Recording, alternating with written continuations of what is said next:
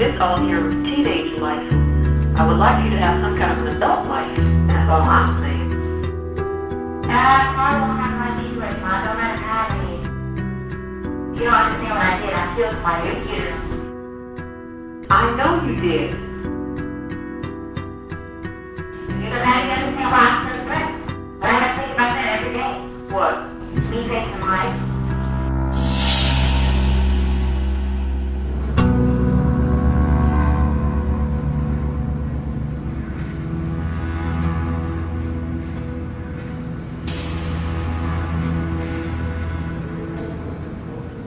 So he was reaching for something? Yeah. I thought he was reaching for a gun. So I'm like, oh shit, you know what I'm saying? That's what he's doing. He's gonna murder me or rape me or something. Yeah. And then what did you do? I shot him. And it's like all these thoughts all of a sudden rushed in my head. What have I done? What am I doing? What just happened? You know what I'm saying? Did I just kill him? Is he okay? Is he alright? Did the gun hit him? If he hit him, you know what I'm saying? If he heard it, why is he moving? All this and that and the other, you know what I'm saying? What's that noise he's making? Because I heard the blood pour. It was like water pouring on the ground. And I was thinking, oh, the blood's gonna come from under the bed. That was a big thought. I kept thinking that and touched me.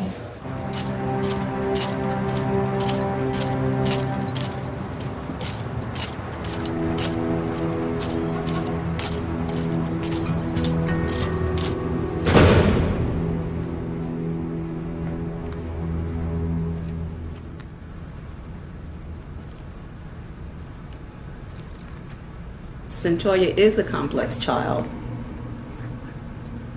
She is the little girl that everyone would love to have.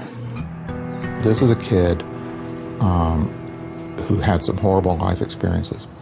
Many, many bad things happened to her, and it wasn't just an isolated bad thing, but it was a pattern of bad things. And that this shaped the way she related to people.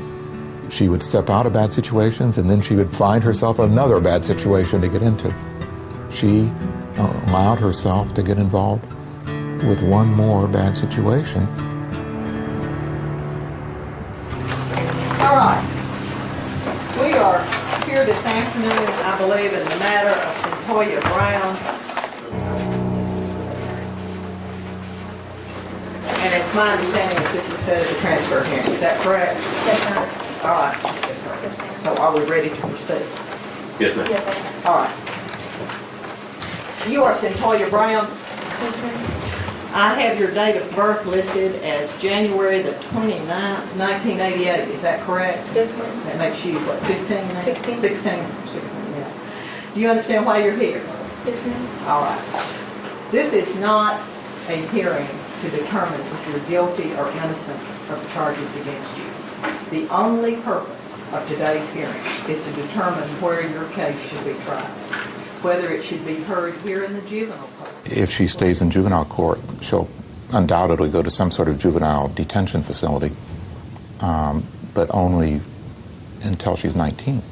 If she were to be tried as an adult, she might get many, many years in prison. State your name, please. My name is Centoya Brown. The night of August 6th of 2004. Where did you begin that evening around, say, 7 o'clock? I was in the hotel room. And what were you doing with Cut in the motel room at the In-Town Suites? We were either getting high or having sex. That's all we ever did. He said that I was slipping and that I was starting to become a slouch, that I needed to get out and get on my grind and get some money. When I left, I was looking for a ride so I can go out to East Nashville. Who were you going to see in East Nashville? Well, I wasn't going to see particularly anyone. I was going to an area that I knew was very, I don't know, it's a lot of people go there and prostitute. Okay. And how were you going to get there? I was going to get a ride from someone. When you walked up to the Sonic, who approached you? A man in a white truck. And is this the person that has been referred to throughout this hearing, Mr. Allen? Yes. The question came up, was I up for any action? And the action, I guess you should know that it was insinuating sexual. He asked me how much, and I told him 200. And he said no, 100. And we decided finally on 150. Who made the suggestion of going to his house?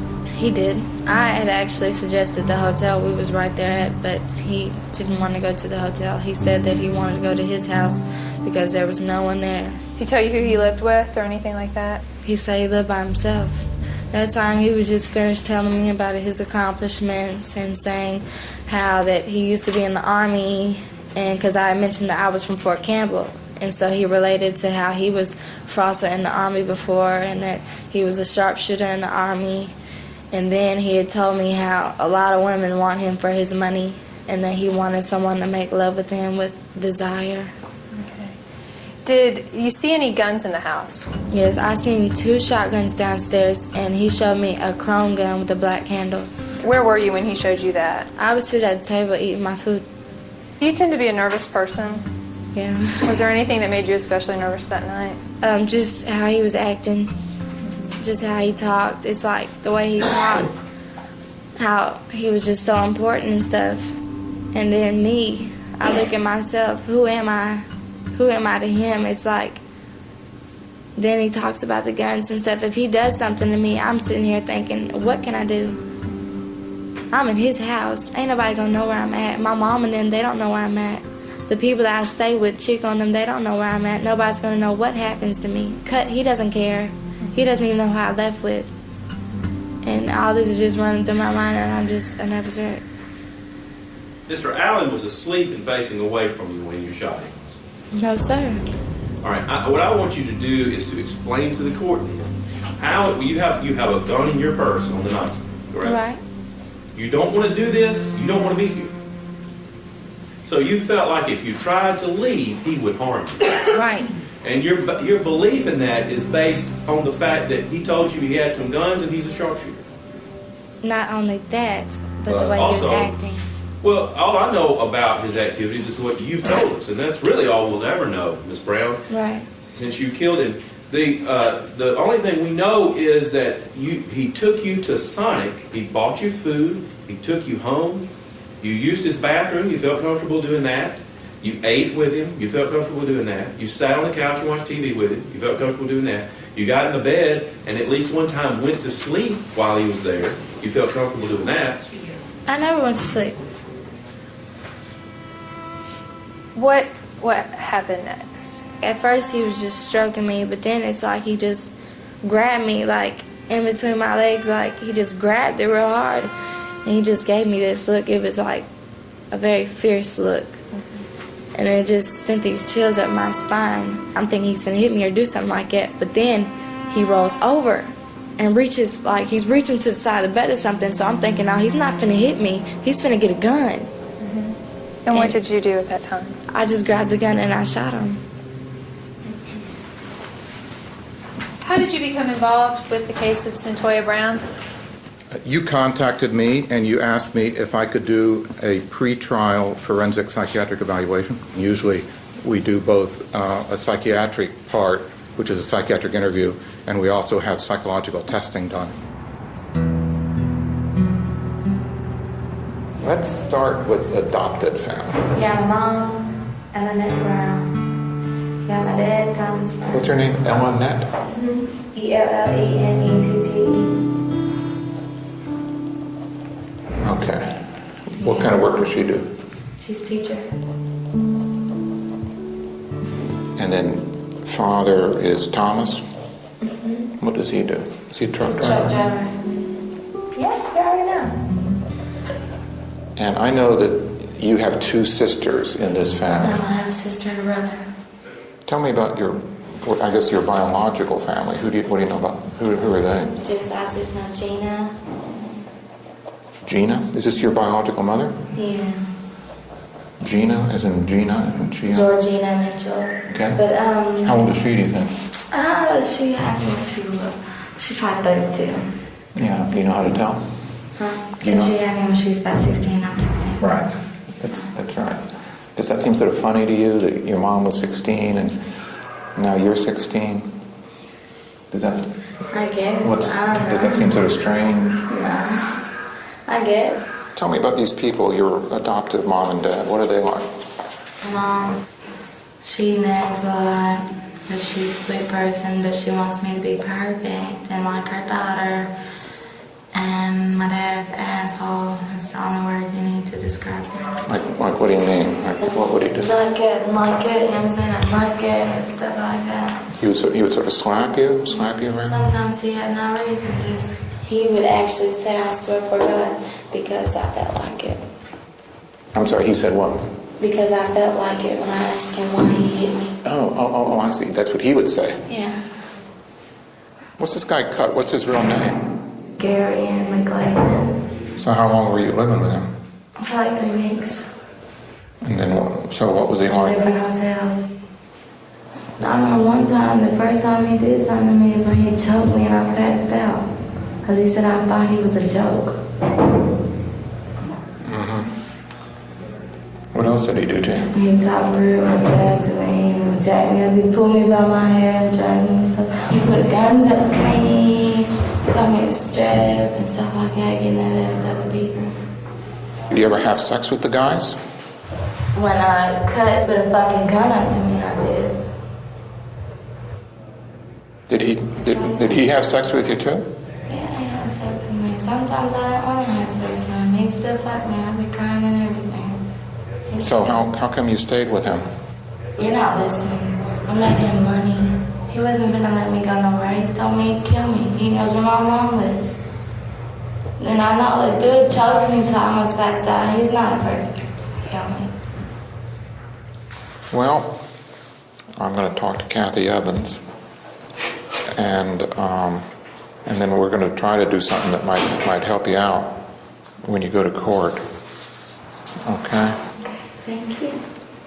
I said, well, let's talk about, there are people that there are times that you really, really like somebody, and then something happens, and then you don't like them. And she says, yeah, that's me. That's what I do. That people will be nice to you, and then they'll be bad to you. I mean, that's the way people are. In other words, her perception of life is that everybody's like that. In other words, she doesn't see that she's the one who's casting people in these roles, that she sees, as far as she can tell, that's the way people are. Now, how did this manifest itself when this guy, Johnny, was killed? See, I think that some of these characteristics affected the behavior, specifically her affective instability. In other words, becoming suddenly frightened about the situation she was in, and her paranoia, which is part of this condition.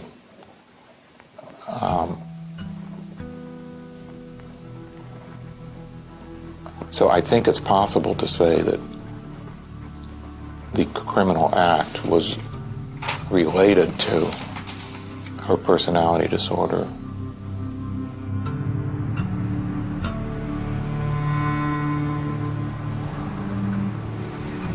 Were you able to establish a rapport, and were you able to get additional information from Cyntoia? Well, yes, I had a good meeting with her. We met for 2 hours, and she talked a great deal about her life and about the offense. Her biological mother side of the family is extremely heavily loaded with psychiatric disorders. Bipolar, personality disorder, suicidal, manic depressive, which is an guarded condition. At times I've had homicidal thoughts for people that have hurt me. I've been raped, and I've always, wanted to do things to them for hurting me. And let me ask you this. You actually attempted suicide in the past? Yes, ma'am. What does this tattoo on your arm say? Suicide. And Dr. Burnett will address, but is there a history of suicide throughout your family, actual suicides? Yeah, my mom shot herself in front of me when I was in 2nd grade. Her sister, which is my aunt, just killed herself with a shotgun. My grandpa, he shot himself in the head. My Aunt Shirley, she's tried to kill herself God knows how many times. So that's the half having to do with genetics.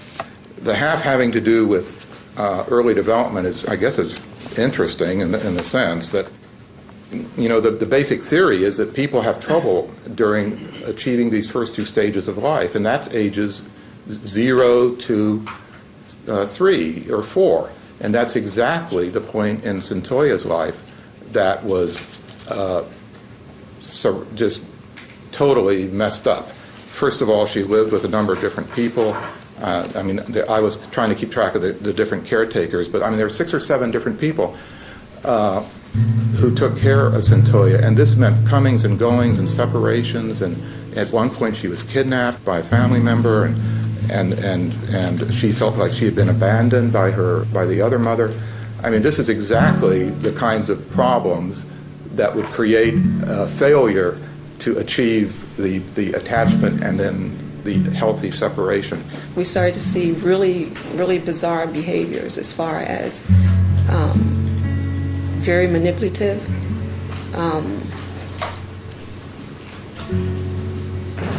controlling the situation, very possessive. How was she possessive? What types of things? Well, I can only speak, she was very possessive when it came to her and I as far as our relationship goes, Whenever she thought that I was getting too close to someone or someone was getting too close to me, then she would act out. Pouting, stubborn behavior, jealousy, that sort of thing. I think that's exactly what happened here, is that she was born with a vulnerability, and then during this critical period up to age 3, she ends up with all these long separation experiences, and she ends up with this personality disorder.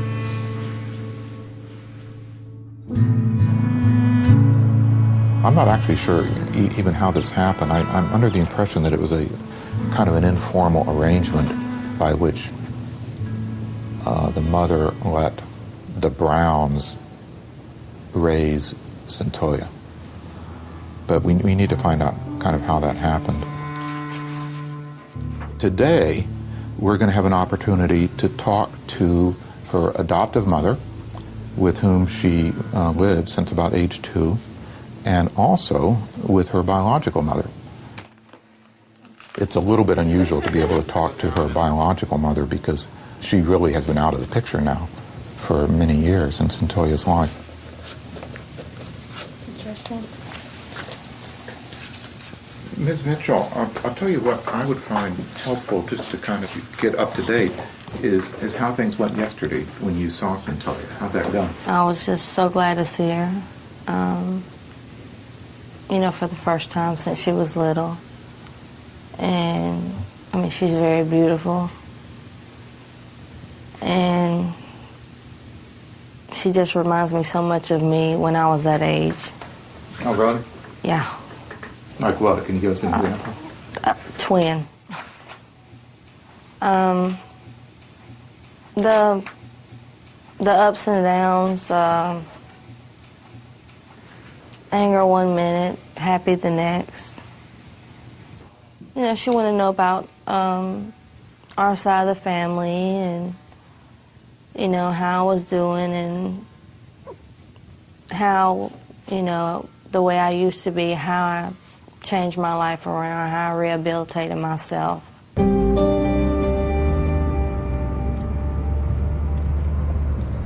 When I met Cyntoia's mother, Georgina, she was pregnant with Cyntoia.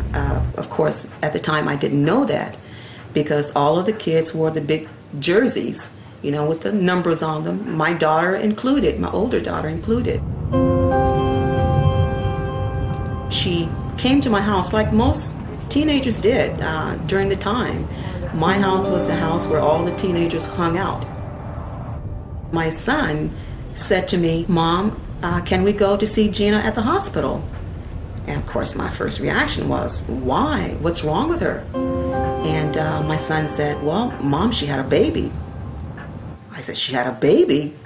He said, "Yes, ma'am." I said, "Well, is it yours?" He said, "No, ma'am. No, ma'am. She was pregnant when we met her." It really didn't sink in that I was really pregnant, until my stomach got big. But, I psyched my mind out, this is not true. It couldn't be real. I didn't understand it until the baby came.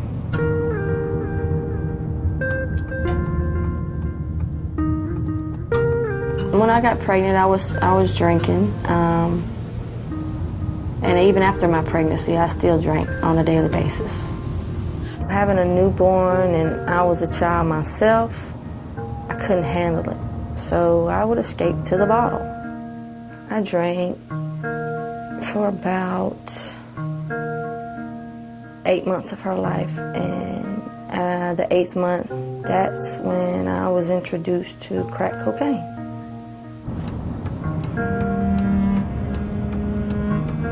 And so when I got introduced to crack cocaine, I also got introduced to the easy money on how to get it, which was prostituting.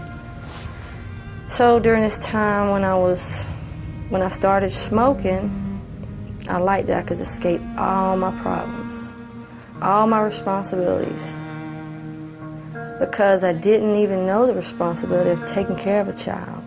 You know, I couldn't keep putting a child into that type of lifestyle that I was in because I never knew where I was. She came to my son and asked my son, Chico, if he would take the child because she was in trouble. And at the time, I didn't know what kind of trouble, but we soon found out later. And of course, she, was in serious trouble. She had gone to jail, and it was just several incidents after that with the police. So we took her, the first time I think she was 6 months old, and had her until she was 18 months. They had always told me, Mommy had always told me how Gina never tried to get in contact with me and that she didn't want me. And it used to hurt my feelings because I used to wonder why would she not want me and why would she not try to write me and stuff. And I found a whole lot of letters, like 20 letters from Gina from when she wrote me when I was a baby. And there was all kind of pretty pictures drawn on the envelopes and stuff. And it was written from jail. And it just made me mad because they should have given that to me as soon as I was able to read, But they didn't. And she was telling me how she loved me and stuff.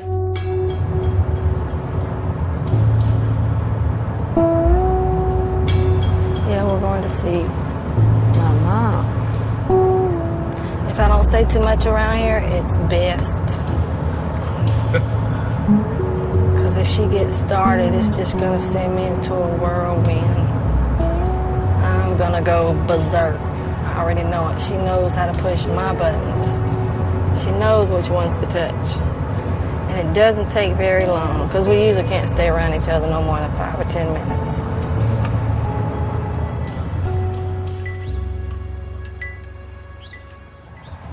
Sometimes it's better to adopt a child than it is to keep it. What about in this case? I can't say, Gina, because you were so young. You were so young. I'm saying, look at then and now.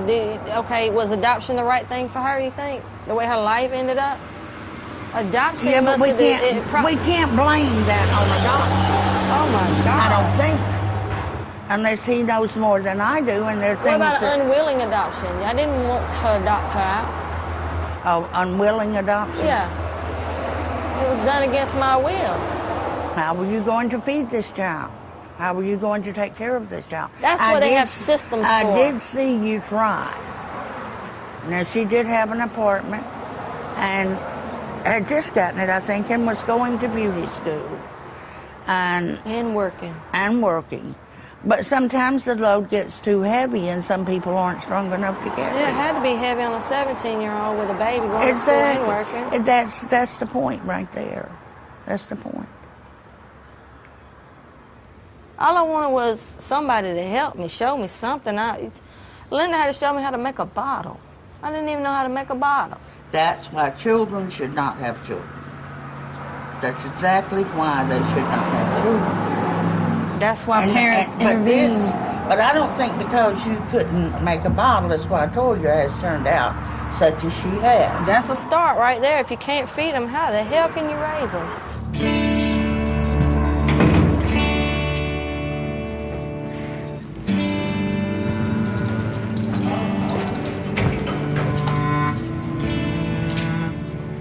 I think Centolia was abused as a child, and she was physically abused, and it sounds like she was sexually abused over a period of time. Sexual abuse is a really, really big problem. In a way, our society has gotten much, much better at identifying these children. Now, unfortunately, we don't always, and I think Centoya's case, her sexual abuse went on unrecognized for, I guess, considerable period of time. And it does affect a person later.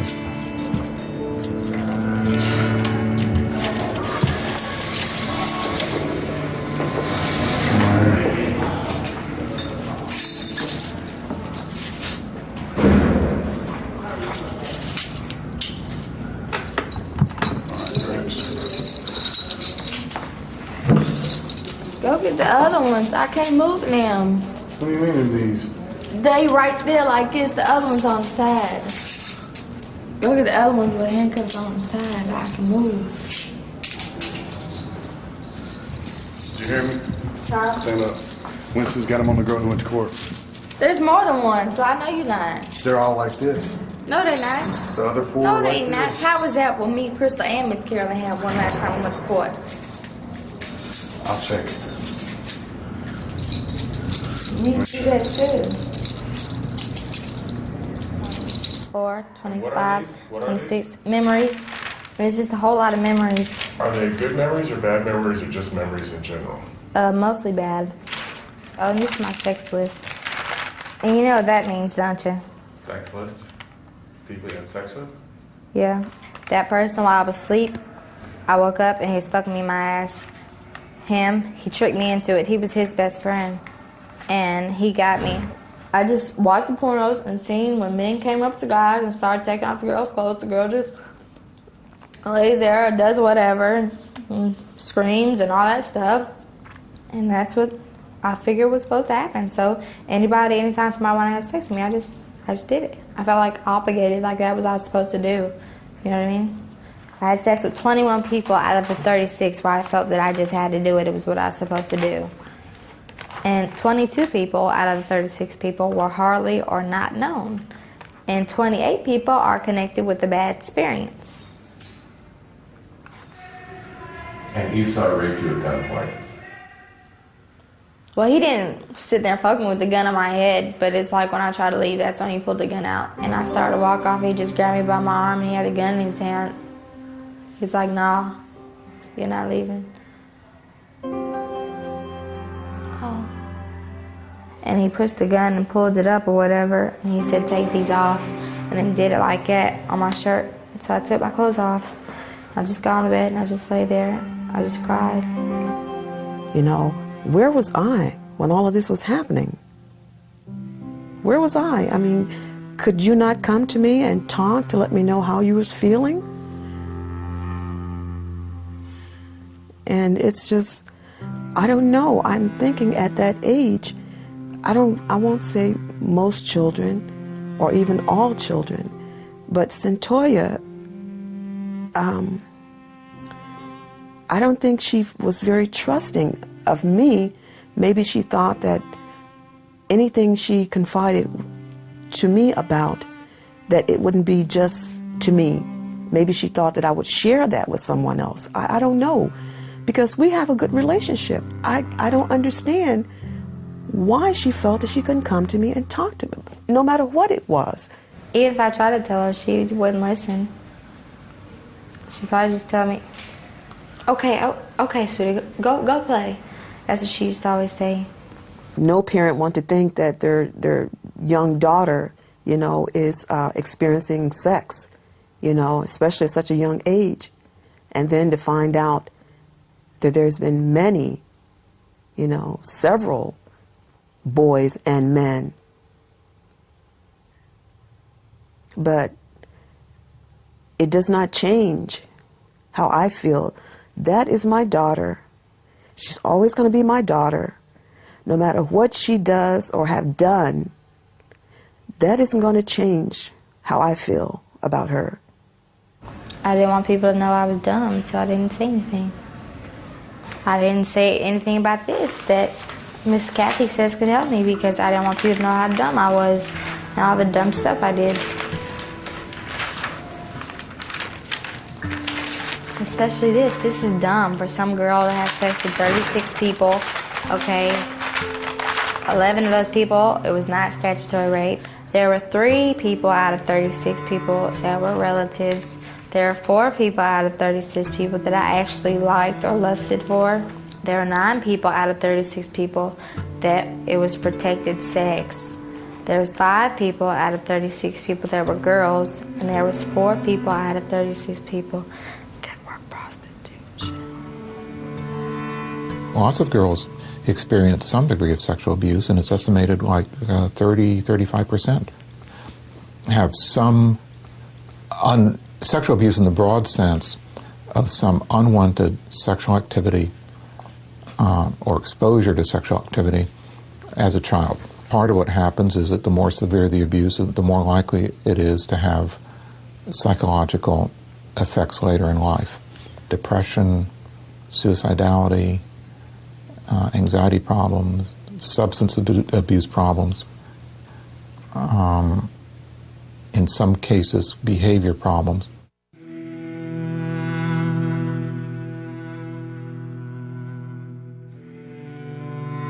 I was very well put together. I got married when I was 19. I married David, who was a very poor provider. I would find myself cringing when he would come towards me with any sexual manner or any way like that. I mean, I would just cry. And I knew I had to get away. Tommy came to my house. I was doing dishes and he came up behind me. And I really wasn't expecting that by no means, because I've never been around folks like that. And then he started slapping me. And he said, you're going to get what you deserve. And he grabbed me and snatched me and started beating me and drugged me to the bedroom. I got pregnant from that particular rape.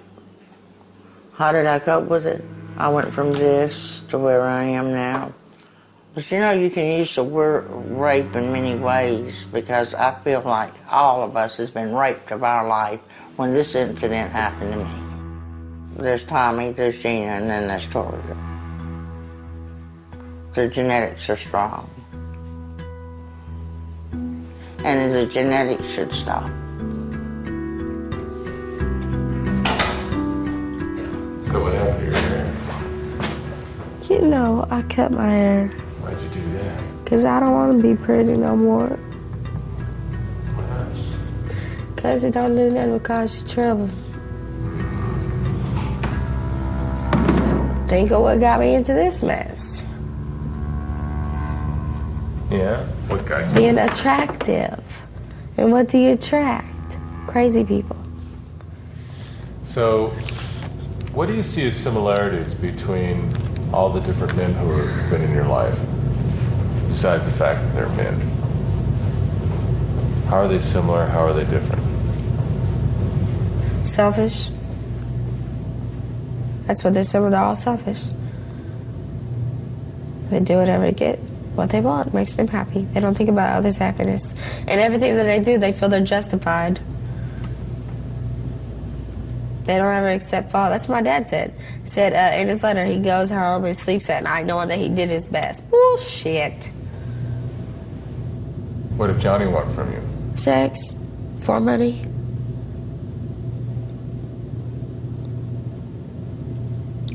No. They all wanted acceptance and admiration. Hell yeah. That's what they wanted. My dad wanted to be admired because of the hard work he put in driving trucks and making that money and supplying us with the life that we lived. Cutthroat. He wanted to be admired by everyone else in the street, because I remember that one time he said that I was going to work and get him this truck. It was a Suburban on some 26s. He wanted admiration. He wanted somebody to respect him. He wanted people to admire him. That's, oh my God, fuck. And then you got Johnny. What did he say? I want a woman to make love with me with desire. Remember I told you that part? Desire. He wants to be accepted. Hell yeah. And those are my fucking problems. How are they your fucking problems? Because I always want to be accepted. For 18 fucking years.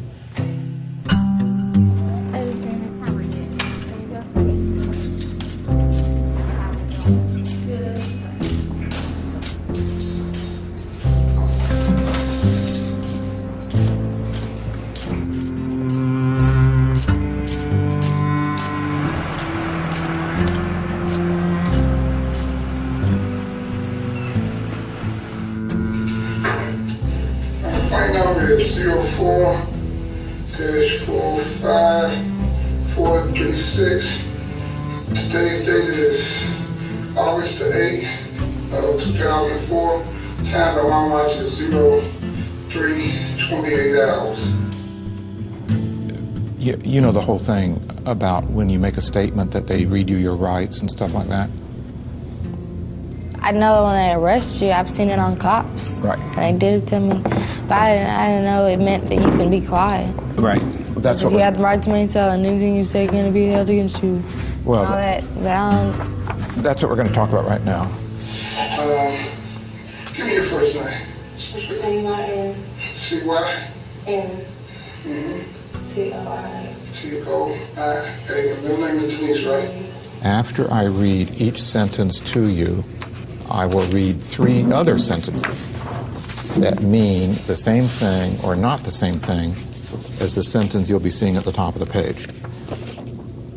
So the sentence at the top says, you do not have to make a statement and have the right to remain silent. Well, the first one says, you should not say anything until the police ask you questions. Does that mean something?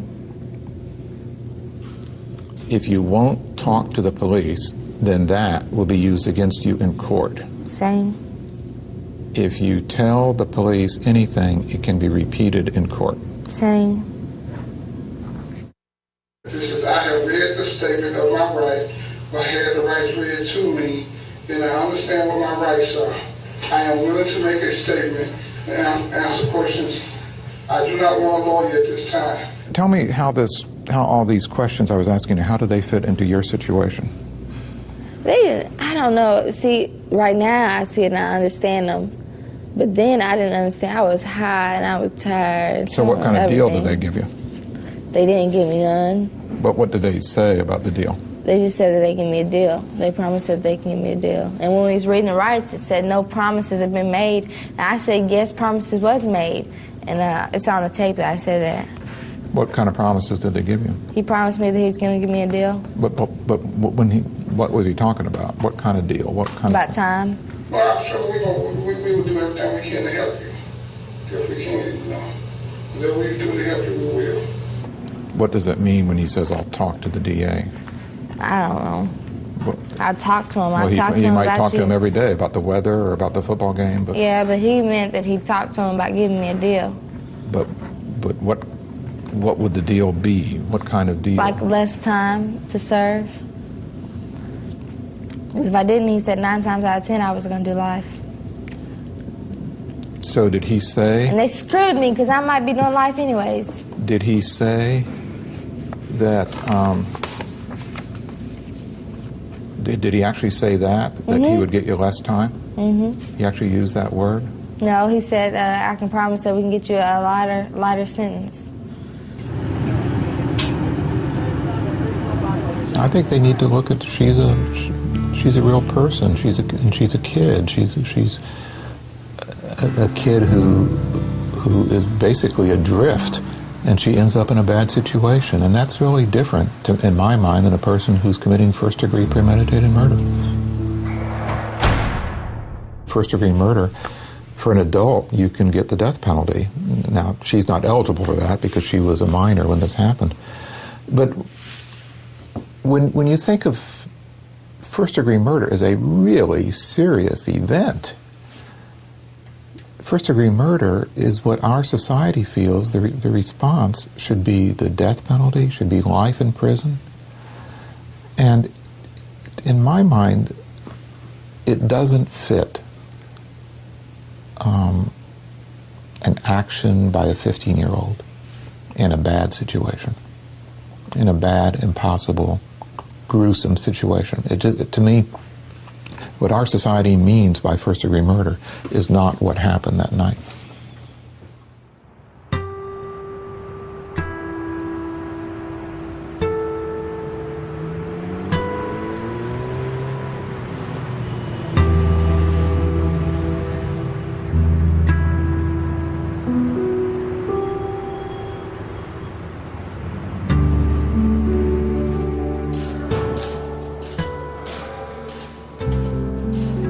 You know, I fear most words. You know what words?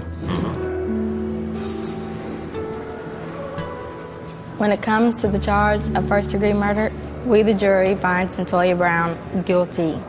When it comes to the charge of felony murder, we, the jury, find Centoya Brown guilty.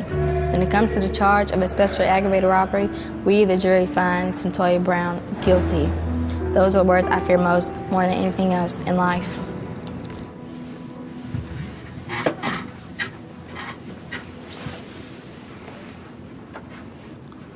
We'll talk about that. And then we need to add probably self-defense in the jury instruction.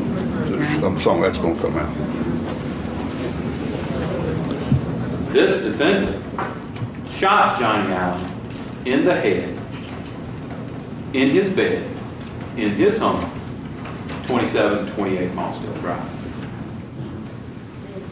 When you walked in the door, the closest item to the door were this silk underwear and these socks on the floor, right? I believe so.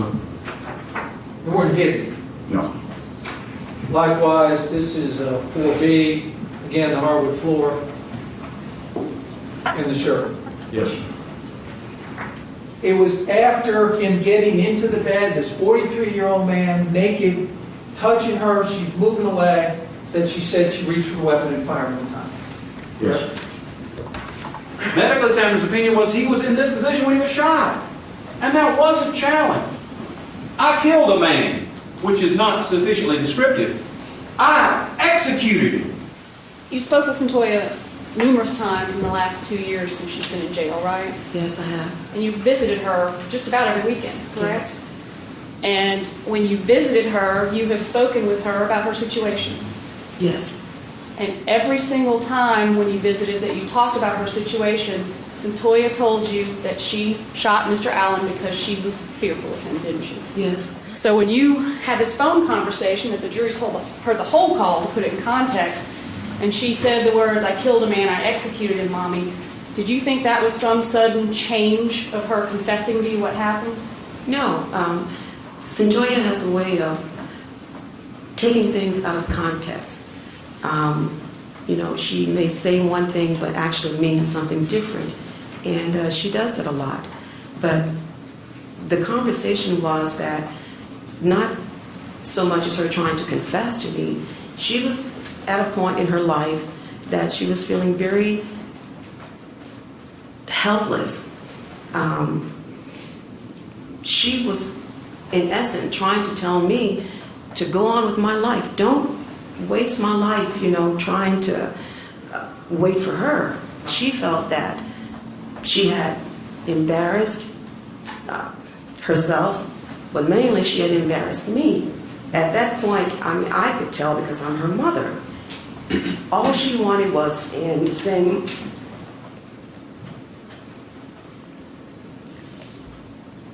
I know what my outcome is. So you go on and you do what you have to do. Don't waste it on me. And I guess she did find herself trapped in this way.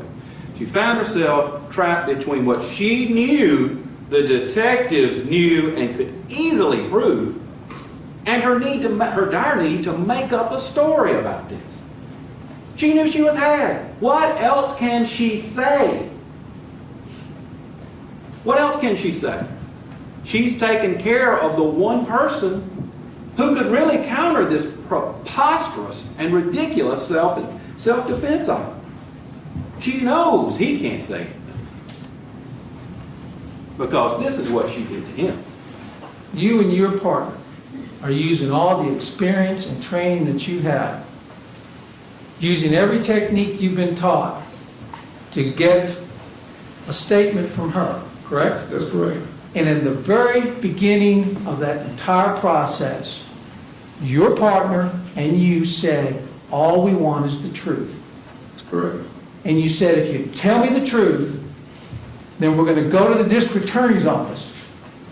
Right? That's right. Because you had to make certain that Miss Brown understood that this was serious business. Yes. You were going to question her about a very serious situation. Right? Right. And you know from your training that you've got to start it out by saying you have the right to remain silent, because if she says, I'm not going to talk to you, that's the end of it. Right. But she chose to talk to you. Correct. You and your partner. Yes. 22 years of police experience and a 16-year-old young lady. Right. Okay. Didn't you say to Miss Brown, we will do everything we can to help you? Where is that? Page 5, line 1, right? Look at that. And help her, and I explained to you what I meant by that is that we talk to the district attorney's office and tell them you cooperate. Johnny Allen was trolling Murfreesboro Road. That's what he was doing, and we don't know it. And we know what he intended to do. If she acts in self-defense from an honest, even though mistaken conviction as to the extent of the danger, she will not be held criminally liable for her action. I'm not trying to tell you Centura Brown's an angel. We never have. We've told you from the beginning that she was a 16-year-old runaway doing the best she could. And on August the 6th, she thought she was going to have a night where she would be safe. She was wrong. She exercised the only right that is available to anyone in that situation. As to these charges of murder, not guilty. As to this charge of especially aggravated robbery, not guilty. Not guilty. Not guilty. That was not her intent when she shot him, and you know it. And you know it. Thank you. And has the jury arrived at a verdict in this case? Yes, sir, we have. Please stand and tell the court what that verdict is. We, the jury, find the defendant, Centoya Denise Brown, count 1, guilty first-degree murder. Count 2, guilty of felony murder. Count 3, guilty of especially aggravated robbery. This is our verdict, this 25th day of August, 2006. Thank you. You can have a seat. Hey, Mommy. Yeah, it's over with now. Well, I got life. Yep. Mommy, don't stress yourself out. I don't want you to have no stroke or no heart attack or nothing. Because that's the only thing that would get to me. You or Uncle Frank. And don't let it affect your job either. I love you too. Tell Uncle Frank I love him.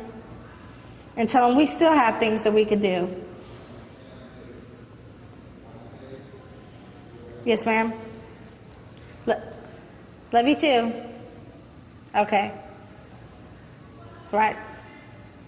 Bye, Mommy. I love you too.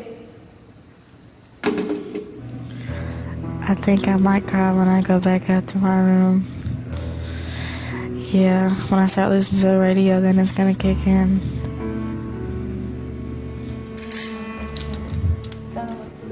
What can we do? What's the right thing to do when teenagers get in this kind of trouble? I don't think it's right.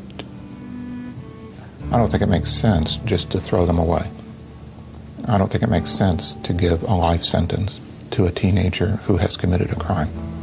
To me, it seems wasteful. It seems wasteful to take a life, that's just starting, and to say that it's worth nothing, that nothing is ever going to come of it. To me, that's not the right thing to do. It's hard to find young people like that. See y'all, I'll get my college today tonight. Well, we'll see you in the morning, young lady. See you in the morning. Don't be in no trouble. I'm not saying that we should just slap people on the wrist when they commit crimes like this. I think that we need to have a way to deal with it. But I think we should find a way that does not involve throwing away the next 51 years.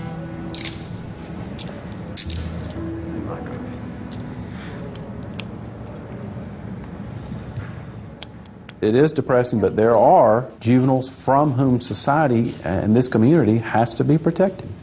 Now, we all have our own opinions, I think, of where that line is drawn, where we stop trying to treat and rehabilitate this child and start imprisoning this child. Where's that line to be drawn? Sometimes it's a tough call.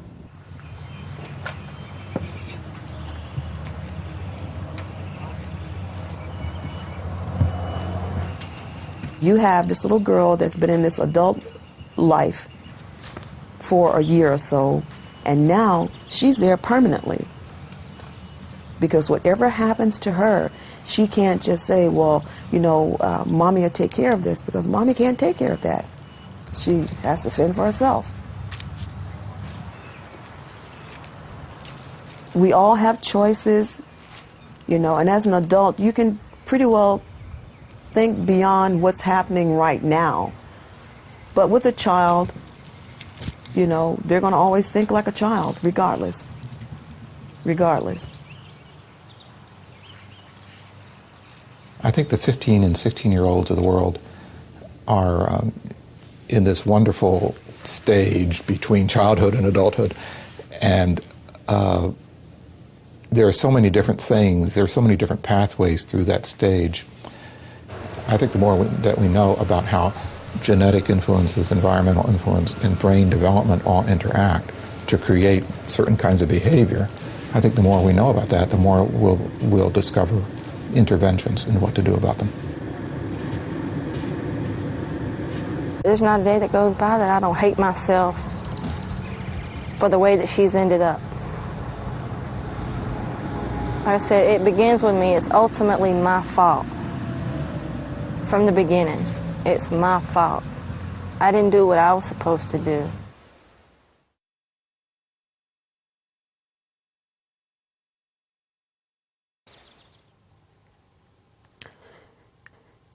I feel sad because to think after all this time,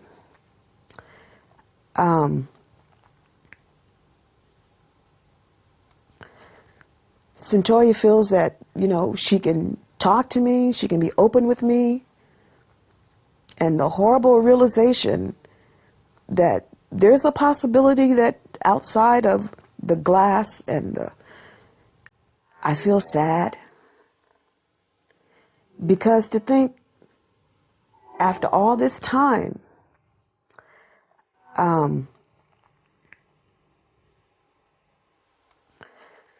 Centoria feels that, you know, she can talk to me, she can be open with me, and the horrible realization that there's a possibility that outside of the glass and the...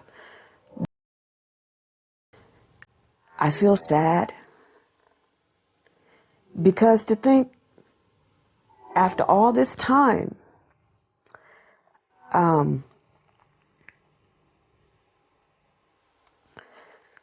Centoria feels that, you know, she can talk to me, she can be open with me, and the horrible realization that there's a possibility that outside of the glass and the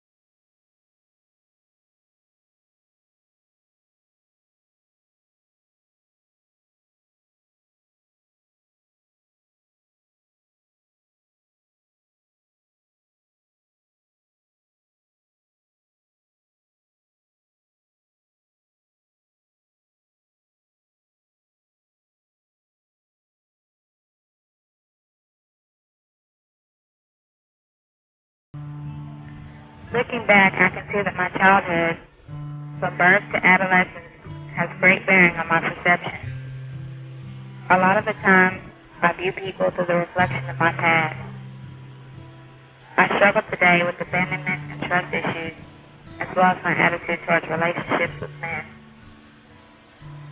When I was younger, I always felt safe when Mommy and I were alone together.